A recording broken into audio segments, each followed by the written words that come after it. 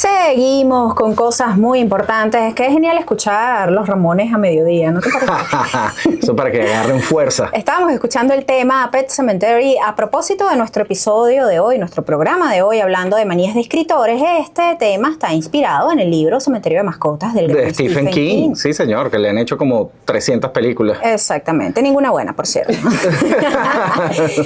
Ahora vamos. A ver. El siguiente es Honoré de Balzac. Este señor, bueno, es considerado el gran padre del realismo, es un escritor francés.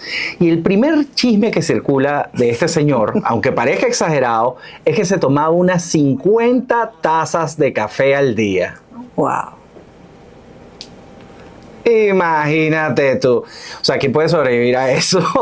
La segunda excentricidad, y esta suena un poco más creíble, era su obsesión por el aislamiento.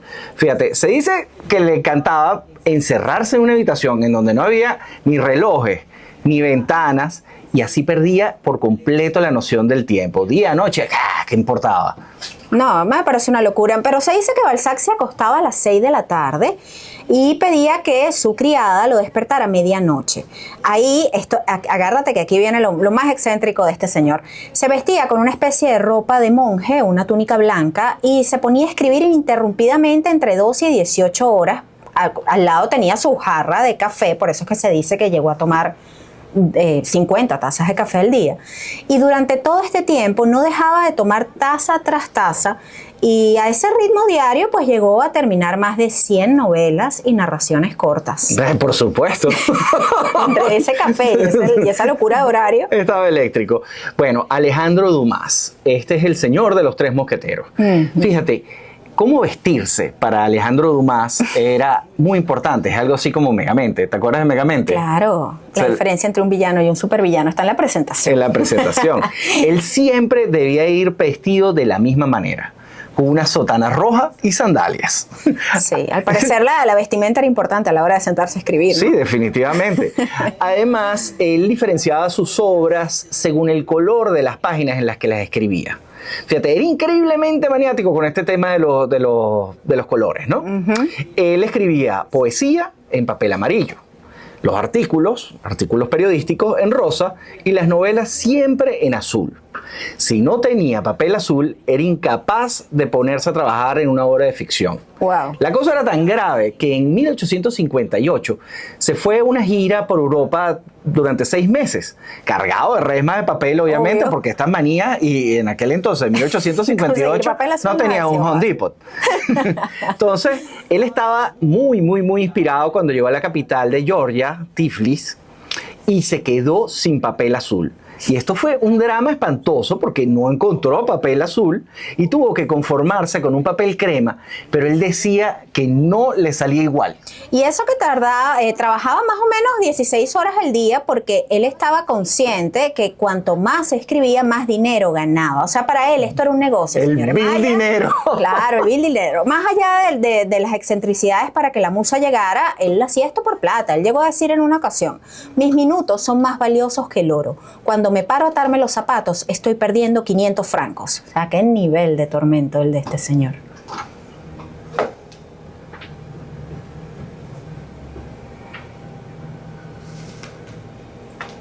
Y eso que estábamos escuchando eran Los Miserables. Porque vamos a hablar de otro excéntrico grande de las letras, el señor Víctor Hugo.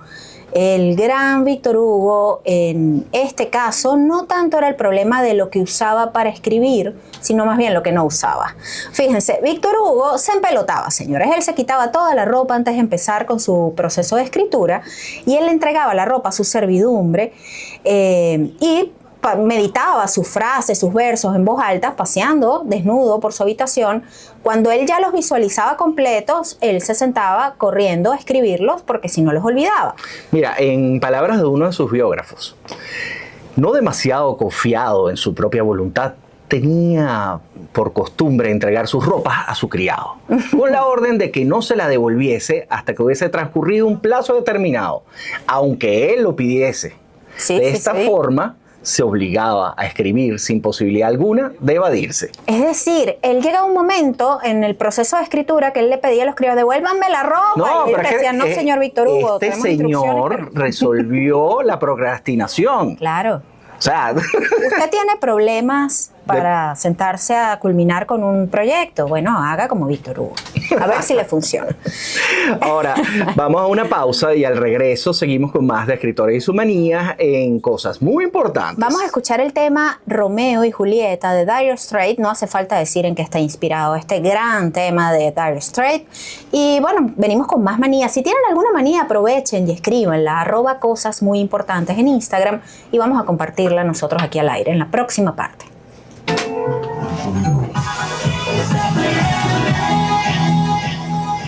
Qué genio Mark Knopfler. Qué genio Mark Knopfler. Increíble, ¿no? Escuchábamos el tema Romeo y Julieta de Dire Straits. Exacto. Seguimos. ¿Por qué? ¿Por qué escuchamos eso? Bueno, porque estamos hablando de manías de escritores y nuestra música está casada con escritores. Exacto. Y Romeo y Julieta es una obra muy famosa de William Shakespeare. De Shakespeare no tenemos curiosidades en este programa, pero de él vamos a contar en algún otro programa de cosas muy importantes sobre... Mira, yo estuve leyendo de que Shakespeare a lo mejor no escribía todo. Exactamente, eso lo vamos a comentar en otro programa. Pero bueno, vamos a hablarles del escritor, el autor horizontal. ¿Quién era este señor? Truman Capote se definía a sí mismo como un autor horizontal. ¿Por qué? Fíjense, él empezaba el día y lo terminaba de la misma manera, acurrucado sobre las almohadas en su cama. Él solía escribir, apoyaba su papel sobre las rodillas y escribía a mano, y cuando él sentía que ya había perfeccionado, él decidía pasar esto a máquina. ¡Qué incómodo! Y bueno, así fue como él creó Desayuno con Diamantes, A Sangre Fría, en perfecta posición horizontal. Además de eso, bueno, ninguna de sus páginas, él tenía varias supersticiones, escucha esto, en ninguna de sus páginas él las escribía un viernes. Él no trabajaba los viernes. Bueno, no, estoy de acuerdo con él. Esa era otra de las rarezas de él no trabajaba los viernes. Otra, él nunca se quedaba en un hotel que tuviera la habitación número 13. Y tampoco llamaba un número de teléfono que tuviera el 13. Pero lo más curioso de todo esto es que él no se montaba en un avión donde viajaran 2 monjas. 2, no una ni 3, 2. Entonces yo me imagino que él llegaba así. Veía una monja y decía, hay otra. Hay otra. Abajo. Pero además seguía una estricta dieta mientras estaba escribiendo. Él arrancaba con café, de ahí pasaba a un tecito con menta, a la hora de la comida empezaba a ponerse picoso, claro, y terminaba tomando bebidas espirituosas. Ah, sí, pero como los grandes aparte. Mira, voy a aprovechar de hacer un inciso, y es que él tenía un cóctel de su preferencia que nosotros le vamos a compartir la receta en nuestras redes sociales. Si ustedes quieren recrear lo que bebía este señor, acostado en su cama, por supuesto, no trabajando el viernes, o sea, yo quiero la vida de él. Es bueno para un viernes, de hecho. Sí, es bueno para un viernes. Él también tenía una obsesión con los colores, fíjate. Él utilizaba papel amarillo y lápiz para los borradores, y una vez que corregía, él mandaba a su editor en máquina en papel blanco. Ya era como su... pasaba limpio, pues. Ok. Bueno, otro que estaba lleno de manías era el gran Hemingway. Aparte de compartir el hobby que tenía Truman Capote con las bebidas espirituosas, él siempre tenía una pata de conejo en el bolsillo mientras se sentaba a escribir. Claro, me imagino que para la suerte... Sí, era superstición. Se desconcentraba y tocaba su pata de conejo y arrancaba. Además, se dice que escribió Adiós a las armas completamente desnudo. ¿Qué pasa con los escritores y la ropa? Y la ropa, ¿verdad? No entiendo nada. Pero fíjate, otro de los que se inspiraba mejor sin las ataduras del vestuario era el gran Benjamin Franklin, que además era un inventor, y de él tenemos que hacer un programa porque él está lleno de curiosidades. Este señor no le gustaba usar ropa muchas veces. ¿Ustedes han visto alguna vez a Benjamin Franklin? Claro, si hay deben haber visto en el billete famoso. Si hay una imagen grotesca en este mundo, debe ser Benjamin Franklin. Paseándose, buscando que llegara la musa, ¿no? Exacto. Pero fíjense, también lo hacía una famosísima autora, a quien no le gustaban los ruidos, ni el gramófono, ni el cine, ni el alcohol, ni el tabaco, pero le gustaban las manzanas. Esa era otra de las rarezas de él no trabajaba los viernes. Él no trabajaba los viernes. O sea, yo quiero la vida de él. Bueno, pero es bueno para un viernes, de hecho. Sí, es bueno para un viernes. Él también tenía una obsesión con los colores. Fíjate, La gran Agatha Christie realizaba un ritual de lo más inusual para inspirarse. En serio, bueno, fíjate, su método era puramente acuático. Por ejemplo, decía que muchas de sus novelas se le ocurrían fregando los platos. Eso te sucede a ti, ¿verdad? A mí me sucede. Yo entro en un estado de trance cuando estoy lavando los platos. No, y además, de concentración. Es una manera de apagar el cerebro y que fluyan otras ideas. Exacto. Además, decía que a veces tenía chispazos cuando se estaba bañando. Eso, yo también te he visto salir del baño, así que... Epifanía. Vamos a hacer tal cosa. Y ojo, que no bastaba con meterse en el agua, además tenía que comer manzanas.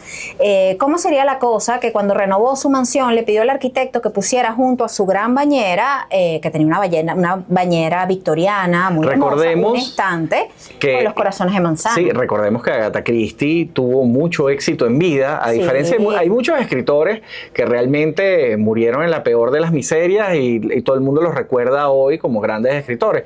A ella se le reconocía como una gran escritora mientras estaba viva. Entonces podía darse estas excentricidades. Tenía un estante donde iba poniendo los corazoncitos de manzana que mordisqueado y así calculaba cuánto tiempo había estado en remojo y cuánto había avanzado en la trama de una novela. Bueno, hay una historia buenísima de Agatha Christie que ella descubrió que su marido tenía una affair.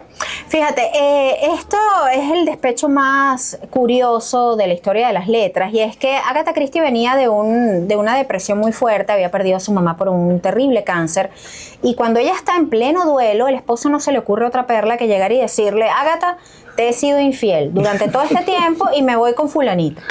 Y Agatha Christie... Oye, qué tacto, un tacto, ¿no? Increíble, o sea, ¿no? ya tenemos una nueva frase, ¿no? Más tacto que el esposo de Agatha Christie. Total. Okay. Y Agatha se queda así y dice: ¿qué? Y se desaparece, literal. Agatha Christie, señores, agarra sus quecheches y se va. Pero no se va así como, bueno, me voy, no sé, a casa de mi hermana. No. Ella desaparece, que empieza una búsqueda de dónde está Agatha Christie. Además armó como una tramoya en torno a su desaparición, estilo sus novelas. Ella fingió realmente su muerte. Y esto fue tan loco que un gran amigo de ella, Sir Arthur Conan Doyle, el gran padre de Sherlock Holmes, trató de encontrar a Agatha Christie utilizando un guante y una vidente. Sí, porque Agatha Christie dejó el carro abandonado a mitad de una carretera y nada, no aparecía el cuerpo, nada, ni una pista, nada. Entonces Arthur Conan Doyle, que además era un supersticioso, un creyente de todo lo místico, agarró un guante que tenía de su amiga y se fue donde una vidente y dijo: dime dónde está Agatha. Al final, Agatha Christie se había quedado en un hotel de lujo, apartada, se había registrado con el nombre del amante del esposo, una cosa bien retorcida. Pasó unos días ahí, su despecho, su cosa, y bueno, al final regresó. La vidente no sirvió para mucho, pero bueno, esto quedó como una anécdota histórica del mundo de las letras. Pero a la vidente sí le sirvió probablemente sacarle plata a Sir Arthur Conan Doyle. Barato no dar, ¿verdad? Mira, pueden escribirnos a cosas muy importantes y nos cuentan qué manías tienen ustedes a la hora de trabajar. No tiene que ser escribir, pues no o todo si el mundo conocen de la manía de alguien más que quiera compartir con nosotros. Vamos a escuchar otro tema. El tema que vamos a escuchar es Don't Stand So Close to Me de Police, y está inspirado, yo no sé si ustedes recuerdan el videoclip de este tema donde sale Sting como un profesor en un aula y tiene como un coqueteo con una joven estudiante. Bueno, resulta que este tema está inspirado nada más y nada menos que la novela Lolita de Nabokov. Así que bueno, vamos a escucharlo por la señal de Kiss FM cuando son las 12:38 y volvemos con más de cosas muy importantes.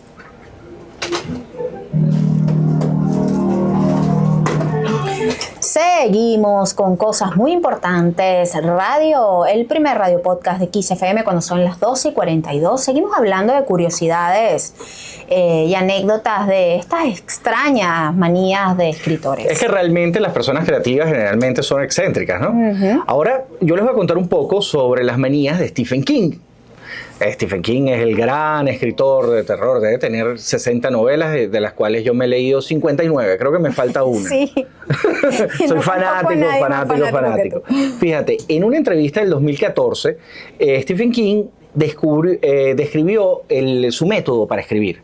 Fíjate, él dijo: me despierto, desayuno, camino unos 5 kilómetros, regreso a la casa, voy a mi pequeña oficina donde tengo un manuscrito y la última página con la que estoy satisfecho está arriba del manuscrito. La leo y es como subirme en un carro, ¿ok? Claro, una pista. Exacto. puedo revisarla y ponerme en contacto con ella, hacer clic con ese nuevo mundo que él creó, sea el que sea. Él dice que él no me paso el día escribiendo, tal vez escriba un texto nuevo cada 2 horas, luego vuelve, revisa una parte, imprime lo que le gusta y después apago. Pero esto no siempre fue así. Okay. Stephen King durante su juventud, aparte de tener muchos problemas con drogas, de adicciones fuerte, era un tipo que se encerraba en su mundo y podía pasar 16 horas escribiendo.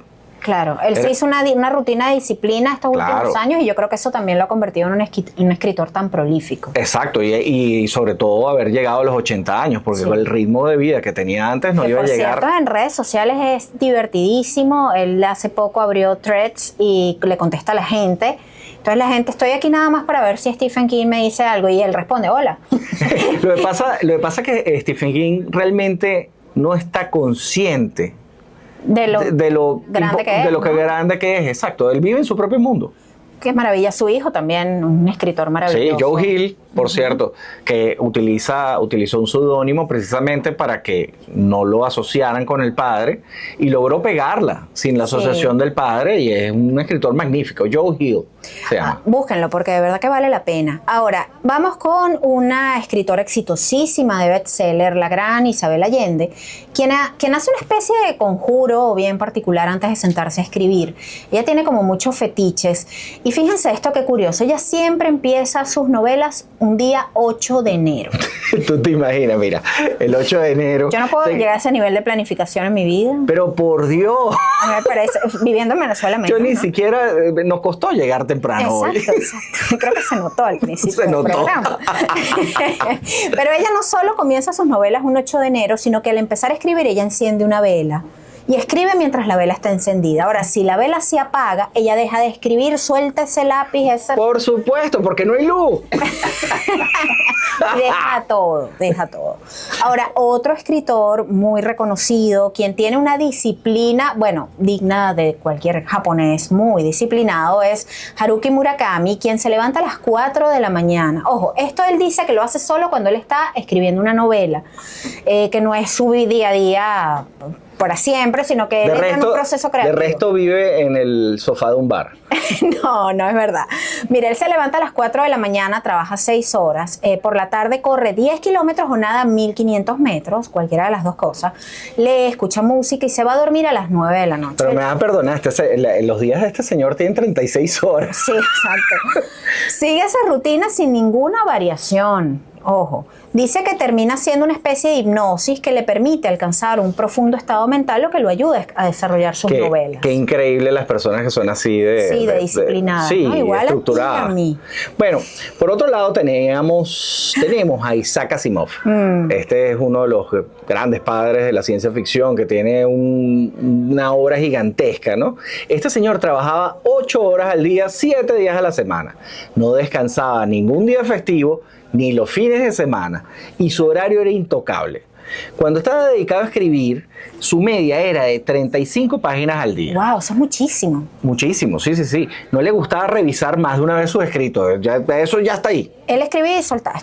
Porque él consideraba que eso era una pérdida de tiempo. ¡Wow! Es que él estaba muy apurado. Si tú ves el tamaño de los libros de Isaac Asimov... Eran unos librosotes, sí. Eran unos librotes. Ahora, Jean-Jacques Rousseau, fíjate, él prefería trabajar en pleno campo y hacer posible al sol, sin ningún ruido de ambiente que lo molestara. Él se ponía tapones en los oídos y escribía relajado. Este también debe haber tenido plata para poder hacer eso. Bien por él. Montaigne escribía encerrado en una torre abandonada. Esto le gustaba más bien lo incómodo. Exacto. Lo contrario al anterior. Schiller solo podía escribir si tenía los pies metidos en un balde con agua helada. Este era como Beethoven, que se echaba el balde de agua fría y se sentaba en el piano. Exacto, o como el de los... ¿Quién? ¿Cuál? Los Beach Boys. Él tenía que tener los pies en la arena. Exactamente. De Wilson, sí. Para poder tocar el piano. Exacto. Llenó el estudio de arena en una oportunidad para poder tener los pies descalzos sobre la arena y bueno, él era un Beach Boy. Pues claro, pero él se volvió muy loco, ¿no? Flaubert era incapaz de escribir sin antes haberse fumado una pipa. Lord Byron se inspiraba con el olor de las trufas y siempre tenía los bolsillos de su saco llenos de trufas. Oye, qué bien, ¿no? Antonio Tabucchi, el escritor italiano, solo escribía en cuadernos escolares. Pablo Neruda solo lo hacía con tinta verde, fíjate. De esas excentricidades. Sí, John Updike, si estaba atravesando un bloqueo literario, pensaba en el futuro. Qué Dice, atormentado. ¿cómo se vería ese libro que él estaba escribiendo en un anaquel de una biblioteca pública? Se lo imaginaba con lujo de detalles y decía que eso Lo motivaba. Lo motivaba. Se lo imaginaba así en las vitrinas y todo. Pero eso está muy bien. Sí, eso es como... proyección. Sí, como quien se llevó mi queso. Borges, el gran Borges, se metía en la bañera por la mañana y meditaba sobre si lo que él había soñado la noche anterior le servía para un poema o para un relato, pero sin duda usaba lo que sea que él había soñado. Bueno, bien por él. Vamos con un poco de música ahora que son las 12:48. Fíjate, hoy no me traje los lentes. Pero está ya en grandote, capo, mira. Tampoco veo absolutamente nada. Y de regreso seguimos con más manías en Cosas Muy Importantes Radio por la señal de Kiss FM. Y la canción que sigue a continuación es Never Ending Story de Lee Mile. Seguimos en Cosas Muy Importantes Radio, hoy hablando de rituales creativos de escritores. Todavía pueden escribirnos @Cosas Muy Importantes y mandarnos sus comentarios al respecto. A ver Perfecto. qué saben ustedes por ahí. Miren, vamos a seguir con Virginia Woolf. Las manías de Virginia Woolf tampoco se quedaban atrás al lado de sus compañeros de profesión. Antes que nada, se marcaba 2,5 horas al día como meta para escribir sus manuscritos. Esto lo hacía de pie, escribiendo cual pintor un lienzo. Él Escribía de pie, qué curioso. Qué incómodo. El gran Gabo, Gabriel García Márquez, necesitaba estar en una habitación a una temperatura determinada, no le gustaba el frío, y él acostumbraba a tener en su mesa un florerito con una flor amarilla, y de lo contrario, él no se sentaba a escribir. Siempre lo hacía descalzo, y si no estaba inspirado, él no forzaba la situación, simplemente no escribía nada. Qué flojo. Decir eso, vale. Estás loco, chico. John Steinbeck trabajaba con lápiz, pero tenían que ser lápices redondos porque los que tenían aristas se le clavaban en los deditos. Mira, otro que tenía unas manías, o tiene unas manías bien estrictas, bien disciplinadas, es Mario Vargas Llosa. Él acostumbra escribir a las 7 de la mañana y tiene un orden casi obsesivo. Se dice que tiene la biblioteca organizada de maneras curiosas, por tamaño, por países, y que además tiene una obsesión con coleccionar figuras de hipopótamos de diferentes clases. Mira, no sabemos para qué. Yo les voy a decir una cosa. Mi hermana es peor todavía porque ella ordenó su biblioteca por colores simplemente para que se vieran bonitos los libros. Eso a mí me parece un sacrilegio. Saludos, Mariana, si nos estás escuchando, te queremos. Norman Mailer siguió un sistema de trabajo muy rígido a la hora de ponerse a escribir Los desnudos y los muertos. Solo trabajaba 4 días a la semana. Lunes, martes, jueves y viernes. Yo quiero el horario de trabajo de Norman Mailer. Me gusta. A mí me gusta el miércoles libre a la mitad de semana, pero sí. bueno. Además tenía que Saramago, el gran Saramago, solo escribía 2 folios por día, ni una línea más. Mira, ¿sabes que Hans Christian Andersen tenía una fobia muy curiosa? Y él tenía fobia a ser enterrado vivo. Esto no tiene nada que ver con sus manías para escribir, pero era una fobia que casi que no lo dejaba vivir. Dios. Pero bueno, también tenemos a Rodal, que él tenía una manía también bien particular, y él escribía en una cabaña aislada a la que solo podía entrar Quentin Blake, su ilustrador, sentado en un viejo sillón sobre una tabla. Qué increíble. Pero bueno, ya ha llegado el momento de estamos decir llegando, adiós. sí. Ha llegado el momento de despedirnos. Vamos a agradecerles por la sintonía cuando son las 12:55. En la producción general de este espacio, Katy Oscar Romero, Katy 26. Te queremos, Katy. Gracias por tu paciencia. En la asistencia de producción, Camila Napoletano y Mateo Capocci. En los controles, Luis Frías y Ángel Sojo. Y pueden escuchar más de estas historias en cualquier plataforma. Ustedes escriben Cosas Muy Importantes y ahí está nuestro podcast. Sí, porque somos un podcast, señores, y tenemos más de 155 horas de estas historias y estas divagancias. También recuerden estar atentos a las cositas muy importantes que están rotando 2 veces al día, a las 9 de la mañana y a las 4 de la tarde. Cápsulas de historia curiosa que pueden escuchar de lunes a viernes por aquí por la señal de Kiss FM 101.5. Y bueno, síganos en nuestras redes sociales @Cosas Muy Importantes. @podcastmi. Y bueno, nada, yo soy Daniel Ormazábal. Yo soy Federico Capocci. Y nos escuchamos el próximo miércoles de 12 a 1 p.m. por esta misma señal, Kiss FM 101.5, Adulto Contemporáneo. Chau. Y así concluimos este maravilloso ¡Se logró! En caliente. Ya saben, a llegar accidentado, corriendo, desperolados y No, bueno, sin duda.